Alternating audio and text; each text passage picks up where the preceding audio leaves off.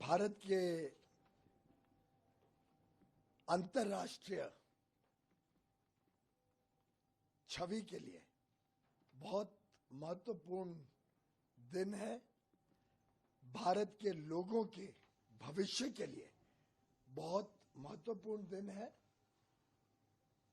और प्रधानमंत्री नरेंद्र मोदी जी के कुशल और निर्णायक नेतृत्व में जिस प्रकार से भारत तेज गति से आगे बढ़ रहा है,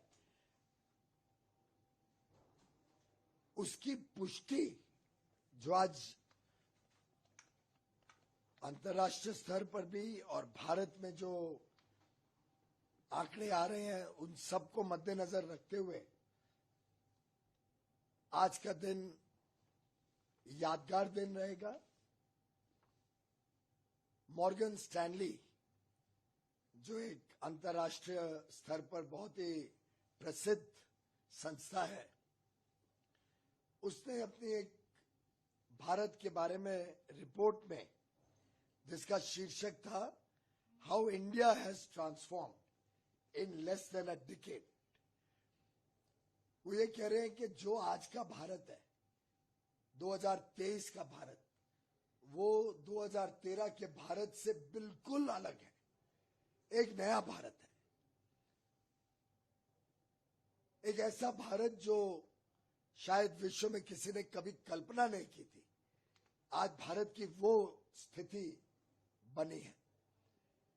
भारत के लोगों के जीवन में जिस प्रकार से रोजमर्रा की जरूरतें पूरी करने के लिए एक संवेदनशील व्यक्तित्व माननीय प्रधानमंत्री नरेंद्र मोदी जी का हम सब ने देखा, अनुभव किया, जिससे आज के दिन चाहे वो एक जमाने की समस्याएं रोटी कपड़ा मकान की हो, चाहे वो स्वास्थ्य और शिक्षा की हो, चाहे वो कौशल विकास की हो,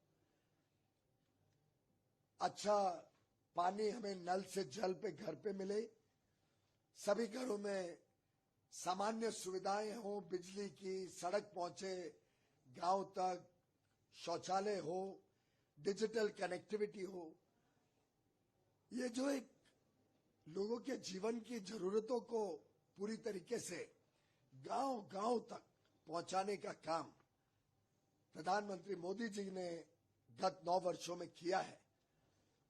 उसी के फलस्वरूप आज भारत की अर्थव्यवस्था पिछले वर्ष, जो पूरे विश्व में बहुत चुनौती भरा वर्ष था, कोविड की महामारी से निकले ही थे, जब यूक्रेन की युद्ध ने पूरे विश्व को अस्थिरता में डाल दिया। विकसित देश भी जहां महंगाई 1-2% होती थी, वहां 10-12% तक महंगाई चली गई। विकसित देश जो अर्थव्यवस्था में तेजी से आगे बढ़ रहे थे, वो कमजोर हो गए। हमारे तो कई पड़ोसी देशों की तो अर्थव्यवस्था पूरी तरीके से चरमरा गई। माननीय प्रधानमंत्री नरेंद्र मोदी जी ने जिस प्रकार से भारत में एक मजबूत नींव रखी है, भारत की अर्थव्यवस्था को जो पंख दिए हैं, उसके कारण इन सब चुनौतियों के बीच भारत विश्व की बड़ी अर्थव्यवस्थाओं में फिर एक बार सबसे तेज गति से वृद्धि करने वाला देश बना। 7.2% जीडीपी में ग्रोथ ऐतिहासिक रहा है। इस वर्ष के परिप्रेक्ष्य में अलग अलग विषय मॉर्गन स्टैनली की रिपोर्ट में लिखे गए, जो कुछ तरीके से कुछ मात्रा में इसके कारण बने हैं। उन्होंने 10 बड़े परिवर्तन, ट्रांसफॉर्मेशन, बदलाव को उजागर किया है। पहला, सप्लाई साइड में जो नीतियां हैं उसके रिफॉर्म, जैसे उदाहरण के लिए कॉर्पोरेट टैक्स। आज भारत का कॉर्पोरेट टैक्स हमारे जितने अलग देश हमारे लेवल के हैं उनके साथ मेल खाता है। इंफ्रास्ट्रक्चर, आज हमारा इंफ्रास्ट्रक्चर दुनिया में अति आधुनिक जो विकसित देशों में होता है उस लेवल का इंफ्रास्ट्रक्चर है। चाहे वो हमारे हाईवेज हो, चाहे हमारे पोर्ट्स हो, हमारे एयरपोर्ट्स तो शायद दुनिया से बेहतर है।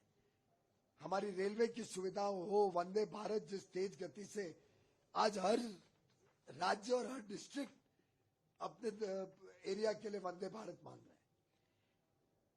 ब्रॉडबैंड के बारे में देखें तो आज हम गिने चुने उन देशों में से एक है जहां 4G तो देश के कोने कोने तक पहुंचा ही है। अब कई शहरों में 5G भी शुरू हो गया। दिल्ली के कुछ इलाकों में 5G शुरू हो गया। ऐसे ही दूसरी जो कड़ी हमारी अर्थव्यवस्था को फॉर्मलाइज करने की रही, जो इनफॉर्मल इकोनॉमी थी उसको अधिकांश फॉर्मल सेक्टर में लाने का जो काम किया। आखिर जीएसटी का कलेक्शन पिछले महीने अप्रैल का जो कलेक्शन मई में आया, मई का तो आंकड़ा भी आया नहीं है, अप्रैल का आंकड़ा है 1,87,000 करोड़, 1,87,000 करोड़ जो अप्रैल में कलेक्ट हुआ। अपने आप में एक ऐतिहासिक रिकॉर्ड, और शायद लगभग अभी सबके मन में आ गया है कि अब 1-1.5 लाख करोड़ से ऊपर ही रहेगा भारत की जीएसटी कलेक्शन। डिजिटल ट्रांजैक्शन में जो वृद्धि हुई है, विश्व में हम सबसे ज्यादा डिजिटल फाइनेंशियल पेमेंट्स करने वाला देश बने हैं। इसी प्रकार से हमारा जो रियल एस्टेट सेक्टर है उसमें रेरा लाया गया और उसका शुद्धिकरण किया गया। जो तकलीफें इतने लोगों को, हमारे पत्रकार मित्रों को भी, कई लोगों को अपना घर खरीदने के लिए, अपना घरौंडा बनाने के लिए बड़ी तकलीफें होती थी, अब रियल एस्टेट सेक्टर को भी शुद्ध किया गया है, उसको भी काला धन से मुक्ति दिलाने का काम किया गया। चौथा, digitalisation of social transfers, DBT, जो गरीबों को, जो लाभार्थियों को पैसा पहुंचाने का काम, जो किसानों को किसान सम्मान निधि को पहुंचाने का काम, जो किसानों से जो हम खरीद करते हैं एमएसपी पे, उसको बैंक के खाते में देना, जो गन्ना किसान का भुगतान है अपने उनके उत्पादन का, उसको बैंक के खाते में देना, इस सब ने ऐतिहासिक परिवर्तन किया है गरीबों के जीवन में। कल ही माननीय प्रधानमंत्री जी ने कहा कि अगर कांग्रेस के जमाने का देखें तो वो तो मंजूर कर देते थे कि 85% तो भ्रष्टाचार और बिचौलियों में के बीच बढ़ जाएगा। तो अगर जो 29 लाख करोड़ बीजेपी एनडीए की सरकार ने लाभार्थियों को डायरेक्ट बेनिफिट ट्रांसफर से पहुंचाया, वो कांग्रेस के समय पहुंचाते तो 25 लाख करोड़ तो लाभार्थी तक पहुंचते ही नहीं, तो चोर उचक्के और भ्रष्टाचारी लोग खा जाते। इसी प्रकार से इंसॉल्वेंसी एंड बैंक्रप्सी कोड से हमने देश के बैंकिंग सेक्टर को सशक्त किया। जो कई लोन्स जिसको फोन बैंकिंग के माध्यम से दिए जाते थे, उस सब से निजात पाई, और आज भारत की जो पूरी अर्थव्यवस्था में जो बैंकिंग सेक्टर का योगदान है, एक सशक्त बैंकिंग सेक्टर भारत में उभरा है, जो आगे देश को और तेज गति से बढ़ने में बहुत अच्छी भूमिका निभाएगा। इसी प्रकार से महंगाई पे नियंत्रण रखना, ये भारत के एक अद्भुत स्थिति रही कि गत 9 वर्षों में पहली बार भारत के इतिहास में 4.5-5% एवरेज महंगाई की दर रही है। इतने लंबे अरसे की एवरेज दर 4.5-5%। भारत में तो डबल डिजिट इन्फ्लेशन को हम नेचुरल मानते थे, कोई आश्चर्य नहीं लगता था डबल डिजिट इन्फ्लेशन। भारत आज बड़े गर्व से कह सकता है कि हम नियंत्रण ही नहीं ला पाए।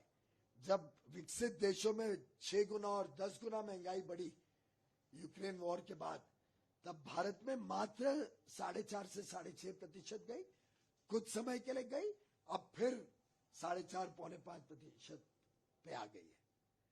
इसी प्रकार से जो फॉरेन डायरेक्ट इन्वेस्टमेंट भारत में आ रहा है, 2022 तक लगातार हर वर्ष एक नया रिकॉर्ड बनता था फॉरेन डायरेक्ट इन्वेस्टमेंट। विश्व में कमजोर स्थिति के बावजूद, कोविड के बावजूद, भारत में नए कीर्तिमान निवेश क्या है, यह दर्शाता है कि भारत के ऊपर लोगों को विश्वास है, भारत के नेतृत्व पे विश्वास बना है। हमारी जो स्टॉक मार्केट है, हमारे जो बैंकों में लोगों की सेविंग्स है, उसमें लगातार वृद्धि हो रही है। रेसिलियंस है मार्केट्स में, सस्टेन कर रही है मार्केट्स।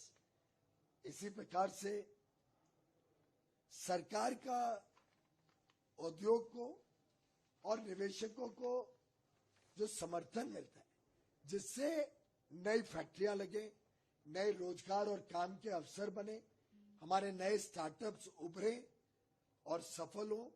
100 से अधिक आज यूनिकॉर्न के साथ आज विश्व की तीसरी सबसे बड़ी स्टार्टअप इकोसिस्टम भारत में है। ईज ऑफ डूइंग बिजनेस में हमने बहुत वृद्धि की है। कहा हम 147th रैंक थे 2014 में, अब 63rd रैंक पे है, यानी करीब करीब 84 प्लेसेस जंप किए। ऐसे ही ग्लोबल इनोवेशन इंडेक्स में वृद्धि हुई है, सुधार हुआ है।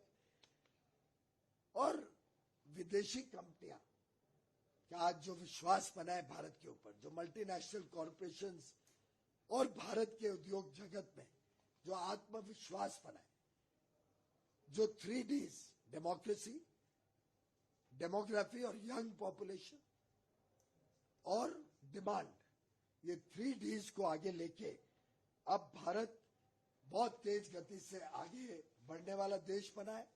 और आगे के दिनों में, अगले 25 वर्ष में हम एक विकसित देश के रूप में उभरेंगे। सबका प्रयास, सबका विश्वास और सबका साथ लेके इस देश में सबका विकास हो, इस कल्पना के साथ एक कृतज्ञ भावना से 9 साल हमें सेवा करने का जो भारत की जनता ने पूर्ण बहुमत की सरकार 2 बार बना के हमें मौका दिया कि हम इस देश को इस स्थिति पे ला सकें कि विश्व आज भारत को एक नए रूप से, नए दृष्टिकोण से देखे, विश्व में भारत की एक नई पहचान हो। ये हम सबके लिए गर्व की बात है। मुझे विश्वास है कि पूरी दुनिया जो आज देख रही है, जो देश का हर व्यक्ति 140 करोड़ लोग, शायद एक आध उसमें इस विषय को एब्जॉर्ब नहीं कर पा रहे हैं, समझ नहीं पा रहे हैं, पर एक आध लोगों की विफलताओं की वजह से मैं समझता हूं देश का उत्साह कम नहीं होगा। 140 करोड़ देशवासी आज मजबूती के साथ प्रधानमंत्री मोदी जी के साथ खड़े हैं, उनको आशीर्वाद दे रहे हैं कि वो और आगे देश को बढ़ाने के लिए अपना काम करते रहें।